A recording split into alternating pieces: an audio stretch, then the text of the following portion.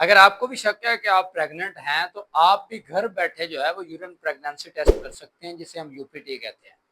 अब आपको किसी भी लैब जाने की ज़रूरत नहीं है, आप किसी भी मेडिकल स्टोर से ली गई यूरिन प्रेगनेंसी स्ट्रिप से आप घर बैठे भी अपना यूपीटी यानी कि यूरिन प्रेगनेंसी टेस्ट कर सकते हैं, जिससे आपको आइडिया हो जाएगा कि आप प्रेग्नेंट हैं या नहीं हैं।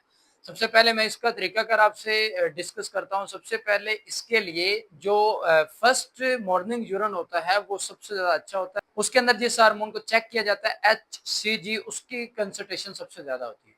तो सबसे पहले आपने एक साफ कंटेनर लेना है, उसके अंदर यूरिन की खास अमाउंट लेनी है, उसके बाद उस स्ट्रिप को रखना है। आपने एक ड्रॉपर लेके उस स्ट्रिप के खास पॉइंट के ऊपर 1 या 2 ड्रॉप्स डाल देने हैं। उसके बाद आपने 5 मिनट्स का इंतज़ार करना है। उसके बाद आपने रिजल्ट कैसे देखने हैं, वो बहुत ज़्यादा इंपॉर्टेंट होता है। स्ट्रिप के ऊपर जैसे ही यूरिन आपने डाल दिया, उसके बाद 5 मिनट आपने वेट किया, उसके बाद उसके ऊपर 2 लाइन्स बनी होती हैं। एक होती है नॉर्मल लाइन और दूसरी जो होती है वो टेस्ट लाइन होती है। अगर तो आप प्रेग्नेंट हैं, तो वो जो दोनों लाइन्स हैं उनके ऊपर निशान आ जाएगा। इसका मतलब है कि आप प्रेग्नेंट हैं।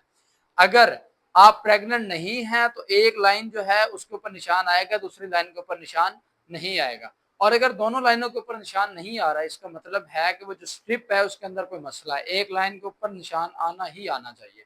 उसके बाद अगर आपको पता चल जाए कि दोनों लाइन्स आ रही हैं, तो आप प्रेग्नेंट हैं और इसकी कंफर्मेशन के लिए आपको अल्ट्रासाउंड भी करवाना चाहिए।